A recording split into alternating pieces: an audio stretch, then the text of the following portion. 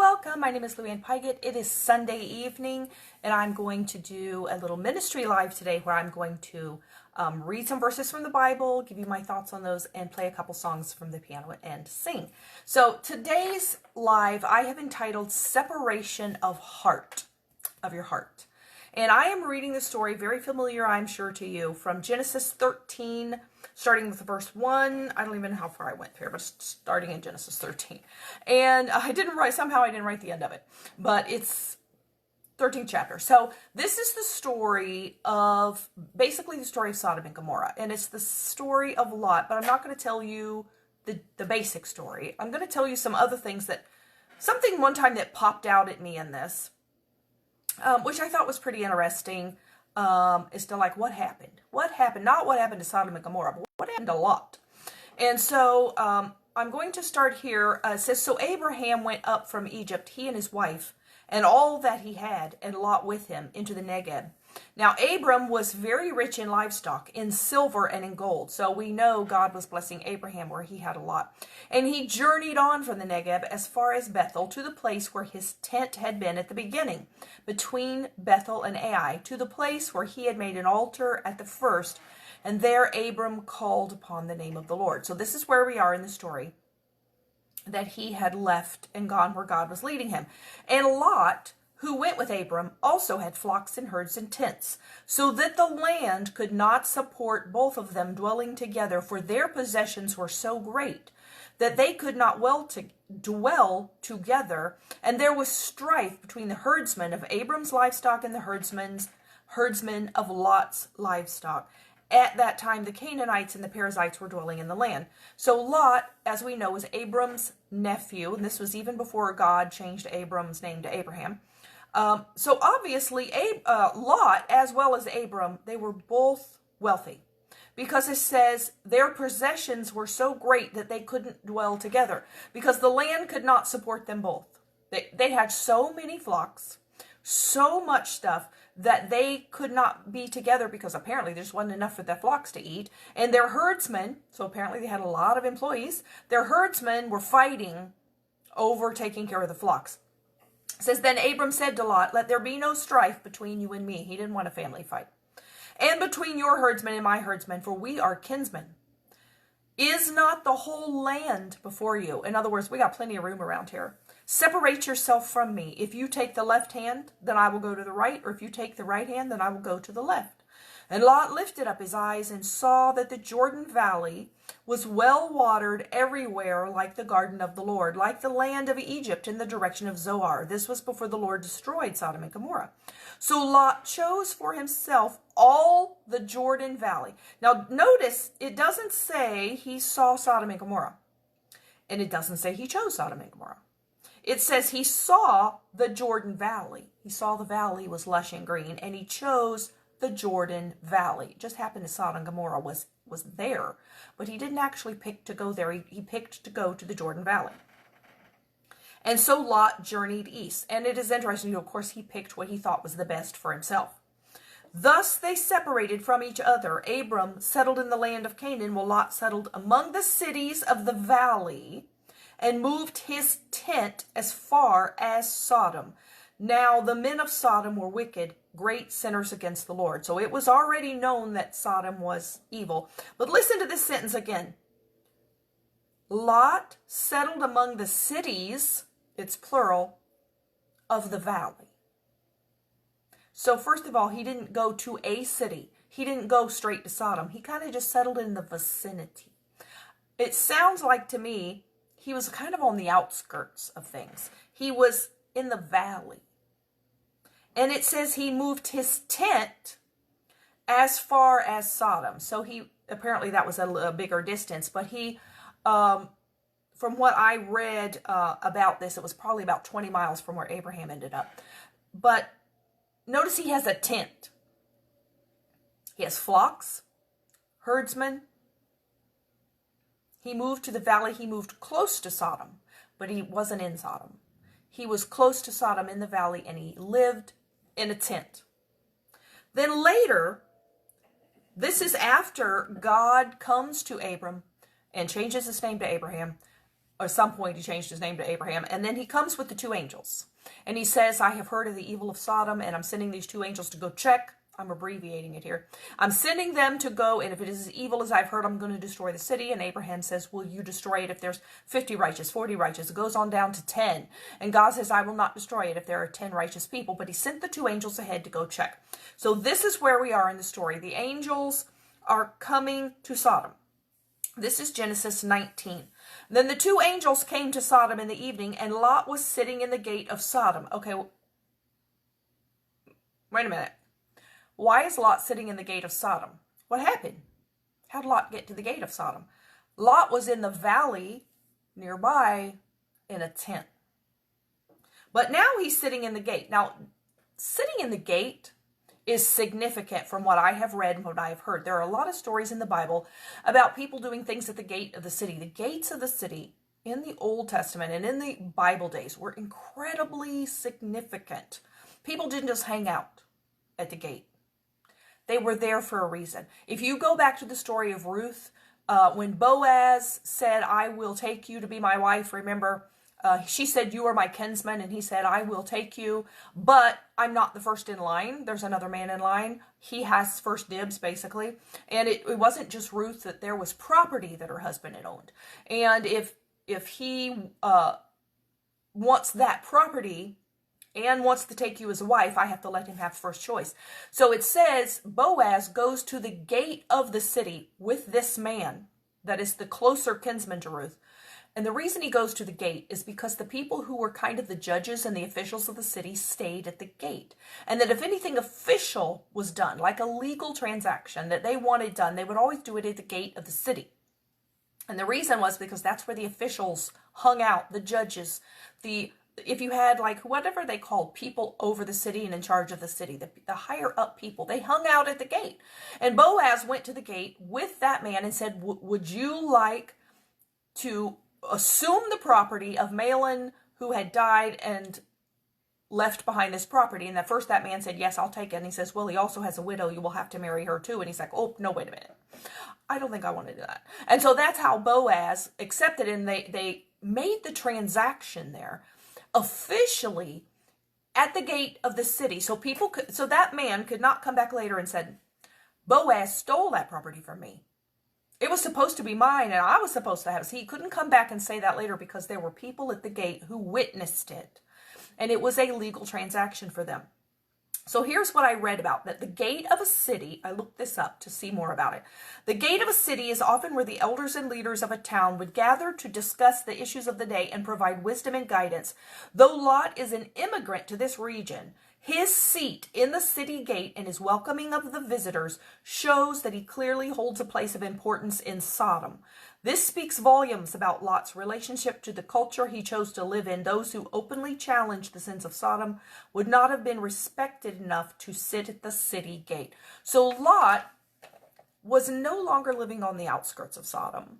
He was in Sodom. He was not only in Sodom. If he was at the gate of the city, he was probably an official of the town. He had become a big person in the town. And then it says, when Lot saw them, meaning the two angels, he rose to meet them and bowed himself with his face to the earth and said, my lords, please turn aside to your servant's house. Oh, wait a minute.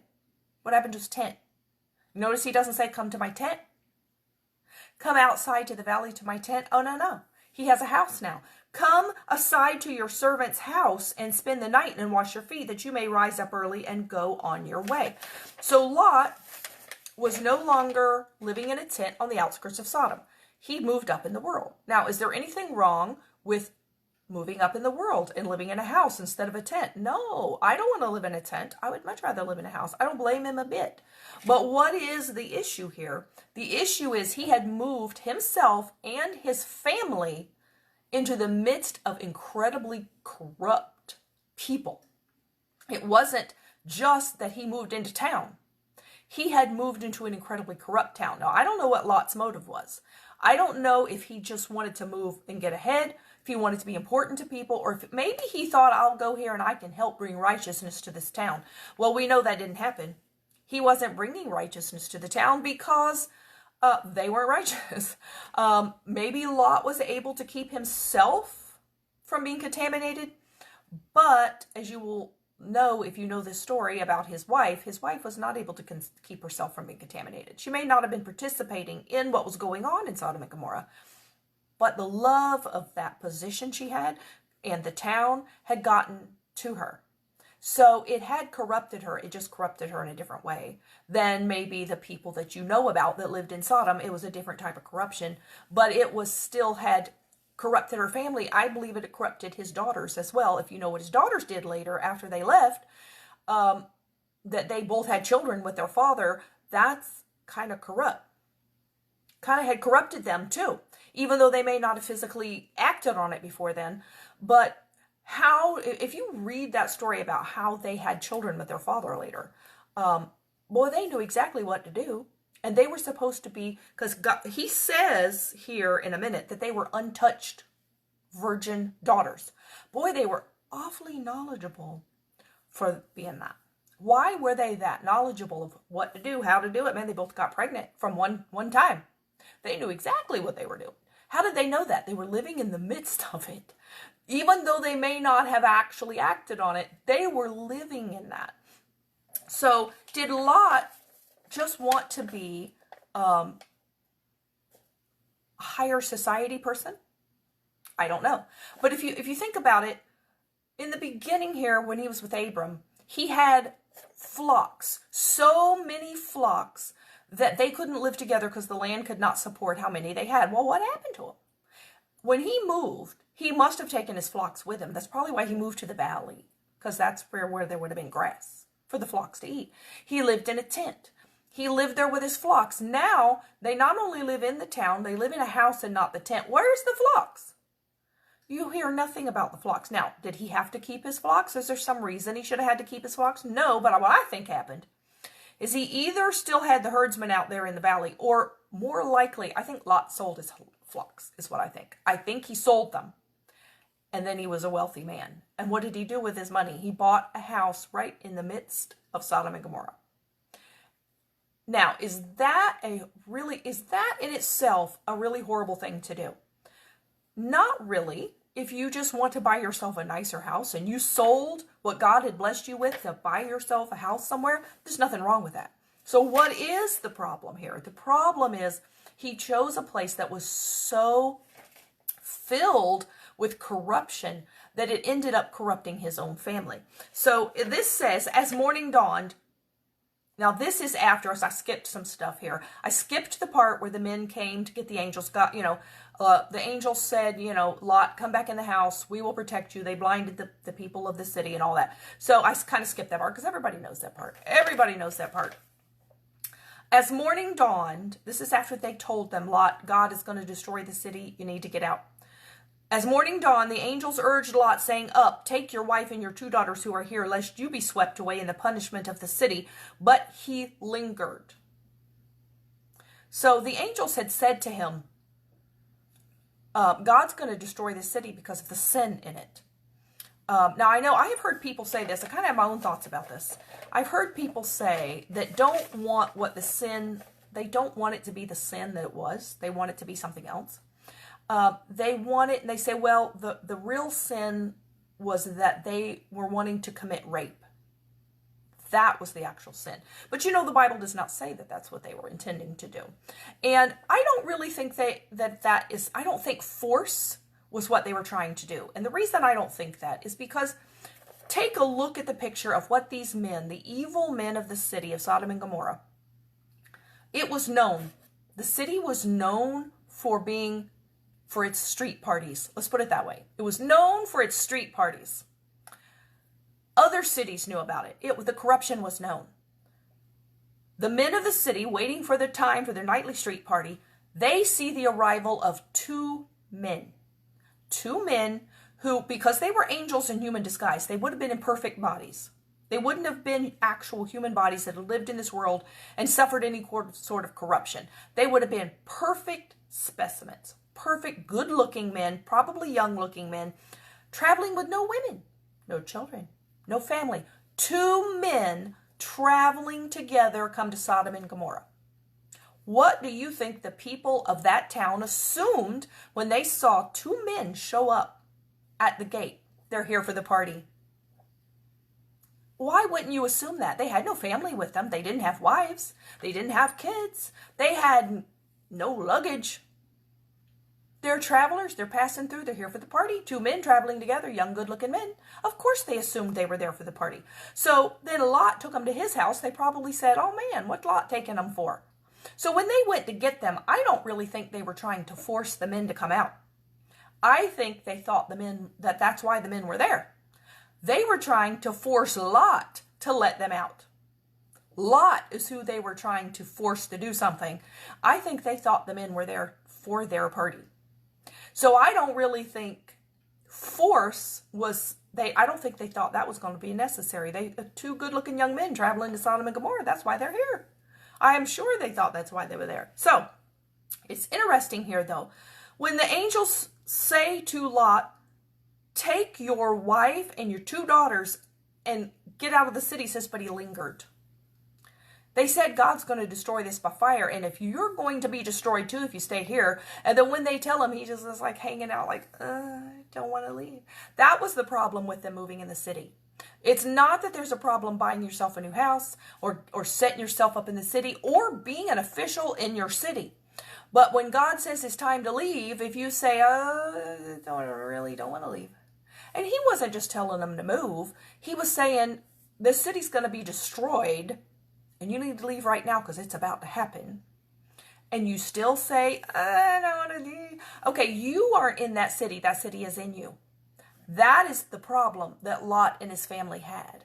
It wasn't a problem of their physical location. It wasn't a problem of the house they bought. It wasn't a problem of Lot having an official position in the city. It was a problem of their heart. Their heart was attached to that city, and they didn't want to let go of it. And it says, so the men seized him because he lingered. They were trying everything, these two angels, we're going to force you to be saved. They seized him and his wife and his two daughters by the hand. Apparently they weren't going to leave. The Lord being merciful to him. See, the Lord was being so merciful to him that they grabbed him. They grabbed him by the hands and drug him out. You know, sometimes God may have to drag you out of something to be merciful, but still, if it doesn't come out of your heart, you coming out physically isn't going to do it unless it comes out of your heart. You're still going to see Lot's wife was still destroyed, even though the fire didn't do it. The brimstone didn't do it. The destruction rained on that city did not destroy her. Her heart destroyed her. Her heart destroyed her. Because Sodom was in her. She wasn't just in Sodom. It says, the Lord being merciful to him, and they brought him out and set him outside the city. So they drug him out forcefully. And as they brought them out, one said, escape for your life. Do not look back or stop anywhere in the valley. Escape to the hills, lest you be swept away. So they knew how forceful this destruction was going to be. You don't even stay nearby. You got to go far up the hills. And they were specifically forbidden to look back. And then it says, then the Lord rained on Sodom and Gomorrah sulfur and fire from the Lord out of heaven, and he overthrew those cities and all the valley and all the inhabitants of the city. See, even if Lot had still been in the valley, he still would have had to have been rescued because this destroyed the valley as well. So even if he had not gotten into the city and not bought the house, not been at the gate, not sold his flocks, not been corrupted by the city, even if he had been living in isolation in that valley, he still would have had to been rescued.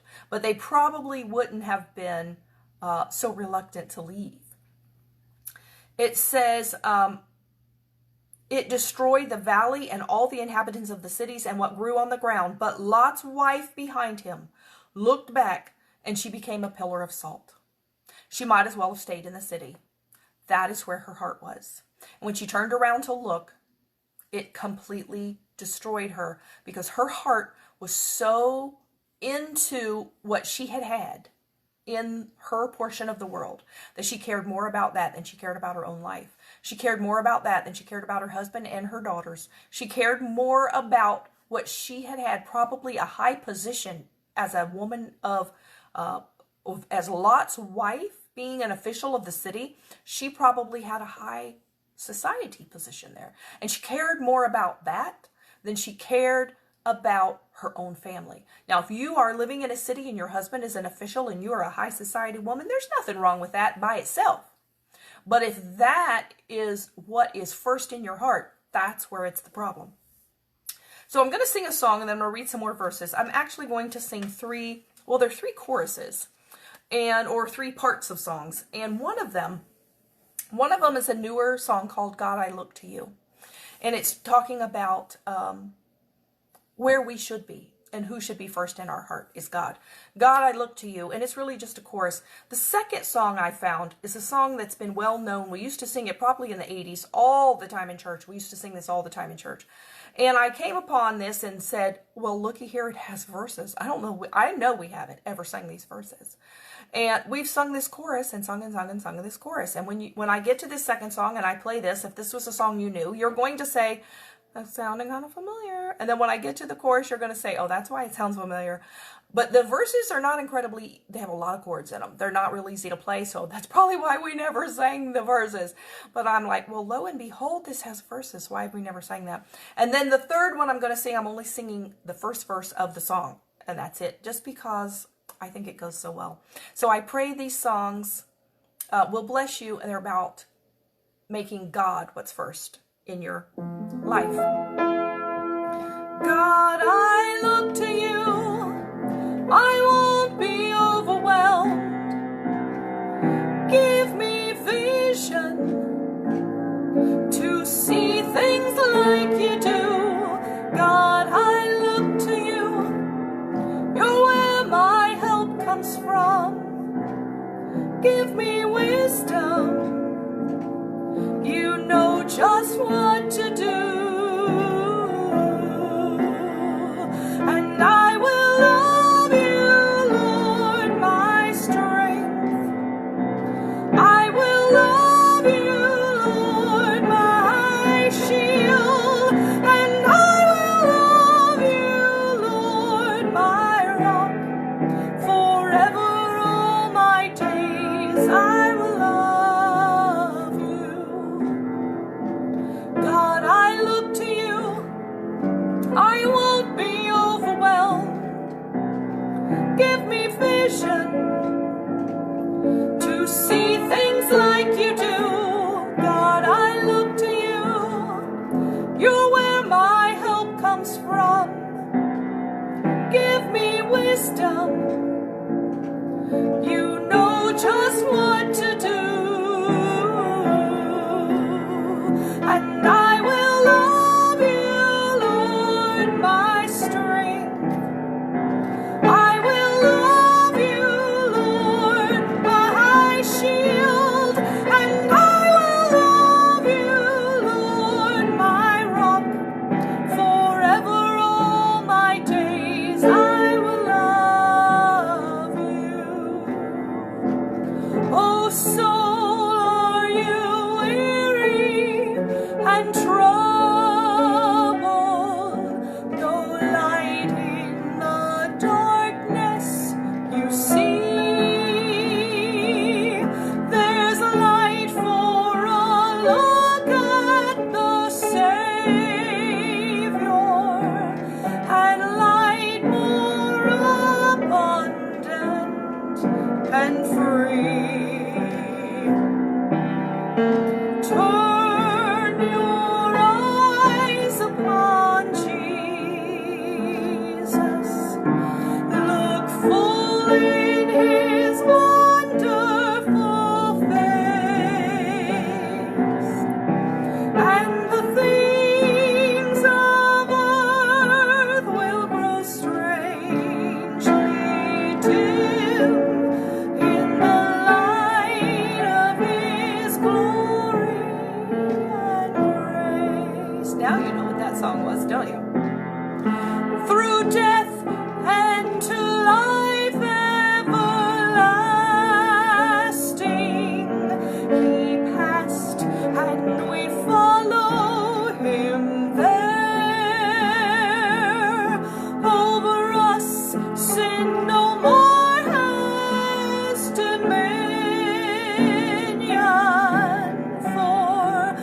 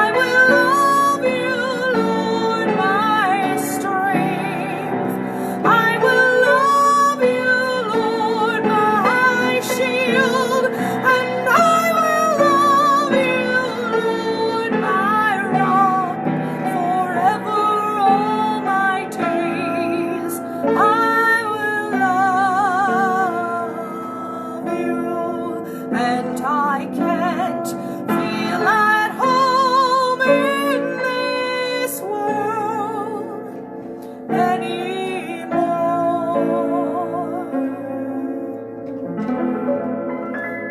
See how you can take an ancient song like that, "This World Is Not My Home," tie it right into the new songs. That's why I think you don't need to let go of the old songs. They'll blend right in if you just knew it.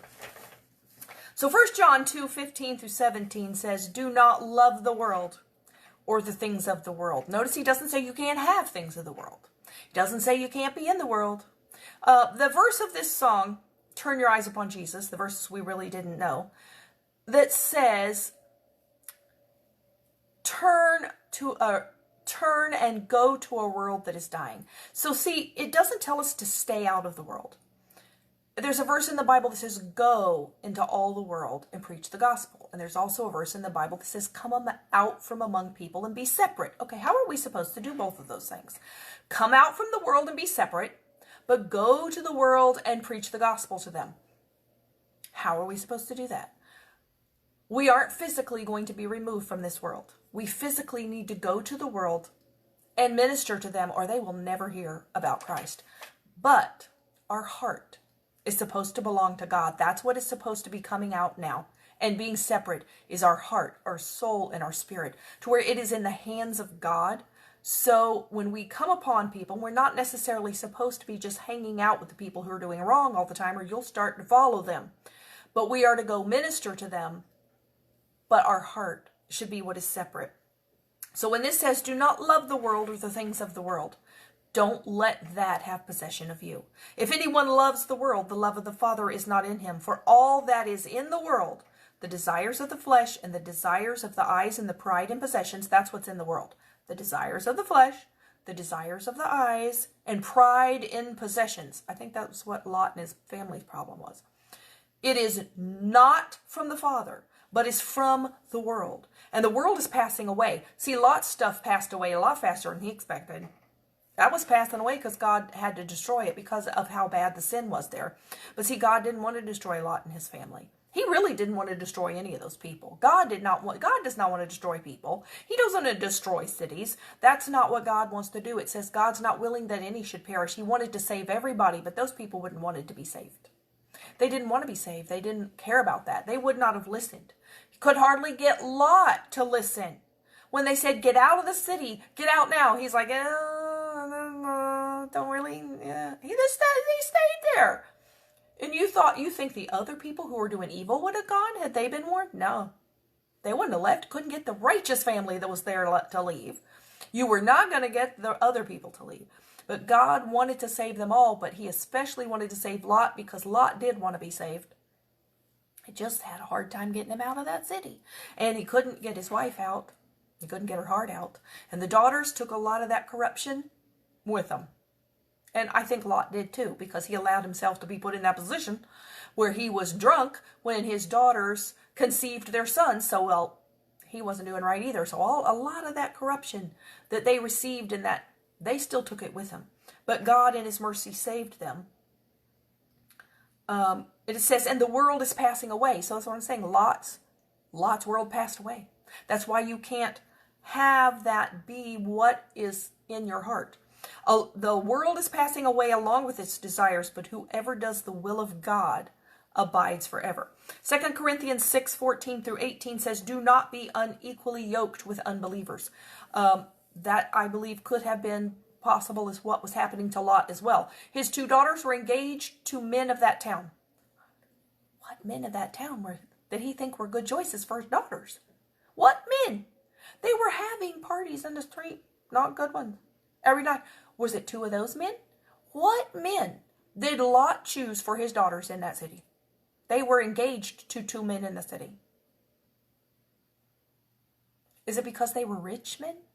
Because they were upper class in the city? Oh, my daughters will have the same position my wife does now.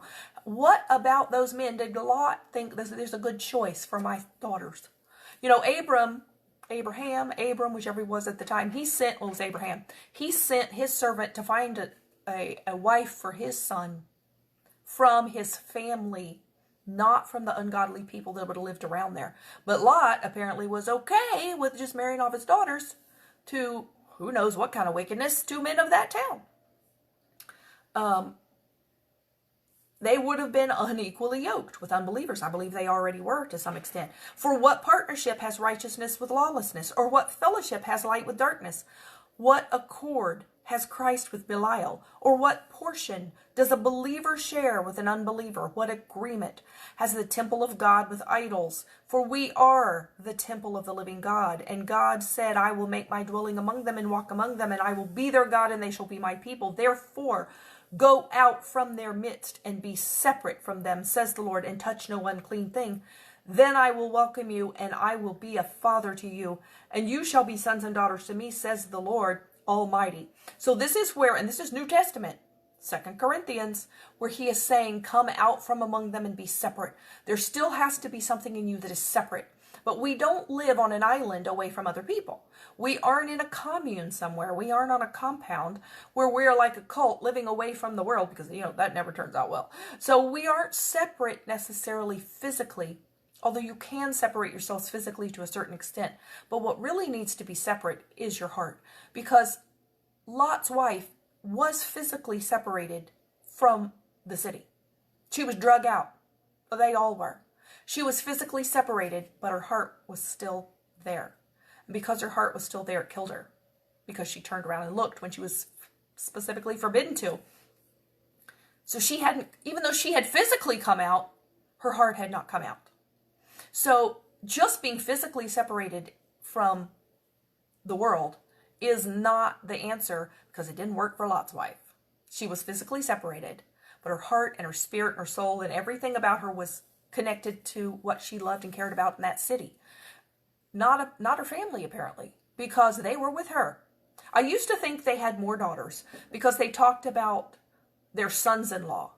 And I thought, well, then they had other daughters. But then I've read it's actually they just had the 2 daughters, and they were betrothed to those men. So they still counted them as son-in-laws, and that they really didn't have any other children in the city. I don't really know if that's right, but it sounds right. So her children and her husband, their family was intact. That wasn't enough for her. She wanted everything she had left behind, because even though she was coming out and being separate, her heart was not. But that's what I'm saying, that you have to balance this with going and preaching the gospel, because we have to be able to reach the world. We have to go out to the world. You can't separate yourself from people so much that you can't reach them for God, that you can't speak to them, that you can't touch them, and you can't just go out and preach to them and leave, because they won't know you. You used to could, I think you used to could do that. You could just be a preacher. You could go to a tent revival or something, and they would get people of the town to come, and they wouldn't have to know you at all, and they could hear you preach. You could preach, la la la, and they would get saved, and you could leave, and they never knew you at all. You really can't do that now, because people don't accept that now. People, before they will even listen to you, kind of have to know you. They kind of have to know you. They have to know your heart. If you just go to people that you don't know and preach God to them, unless God's prepared them and they're open and receptive to it, most people will be like, who are you? You crazy person. I don't know you. People now, they will listen to you if they have a relationship with you and they kind of know you. They aren't going to listen to a stranger preach at them because they've heard that. That's just not the world we live in now. But if they get to know you and they realize this is a good person, they then might listen to what you have to say. So we do still have to have a relationship with people of the world to be able to minister to them, but we have got to keep our heart separate. Romans 12:2 says, do not be conformed to this world, but be transformed by the renewal of your mind. That is how you live in this world. Not completely separated physically. This is how you live in the world and keep your heart out. You don't conform to the world. Just because you're in it, you don't do everything that they do. And you need to be transformed by the renewal of your mind. If you are allowing the renewal of your mind, I think every day, and you are allowing that to transform you, you will still be able to be in the world, but not of it. In the world, but still separate. In the world, but the world won't be in you. If you are transformed by the renewal of your mind, you can't do it any other way. 2 Corinthians 7:1 finally says, Since we have these promises, let us cleanse ourselves. Interesting, it says to do it yourself. Cleanse ourselves from every defilement of body and spirit, bringing holiness to completion in the fear of God. There is the part we have to do. Yes, we allow God to cleanse us. We also cleanse ourselves from every defilement of body and spirit, bringing holiness to completion in the fear of God. So there is a part that you play. You cannot just say, God, just cleanse me of everything, but I'm still going to go out and keep contaminating myself. You can't keep doing that. You have got to get some stuff out of your body, get some stuff out of your spirit, get some stuff out of your surroundings, get some stuff out of you. And it says, cleanse ourselves. You have got to do a part. You can't just sit there and continue to lather yourself with sin and keep asking God to keep cleaning it off of you. It's not really coming off of you if you keep putting it back on. You have got to say, okay, I see this, I need to let go of this. And it's okay to ask God to help you do it, but you've got to quit letting it back in. And that is my final word for today. You can live in the world. It's okay to have a house. It's okay to have a nice house. It's okay to live in the midst of a city. It's okay to be an official of the city. It's okay to be a society person. It's okay to be an official of the city. I think I might have said that already. It's okay to be wealthy. It is okay to do all of those things as long as you are renewing your mind, transforming your mind, and cleansing yourself of unrighteousness and allowing God to do that. As long as you can keep your spirit and your soul unattached to the world, the things of the world won't matter to you. So if God came to you and said, you need to leave this city right now, I'm going to destroy it, you don't go, that's when you know it's got you. If God said to you, you need to go because I am going to destroy the place where you are at, if you say, okay, and of course you need to know that's God. You need to know for sure that's God. Don't just say, I had a thought come across my mind. You make sure it's God. Then once you know it's God, if you say, I can let go of something that's an earthly belonging, if God asks you to let go of it, if you can let go of it, then you know it does not have you. That's when you'll know. So I pray that you have a good week this week, and until next time, may you be blessed. Remember, it's the Lord's Day. Allow Him to renew your mind every day this week. Be transformed by the renewing of your mind. Good night.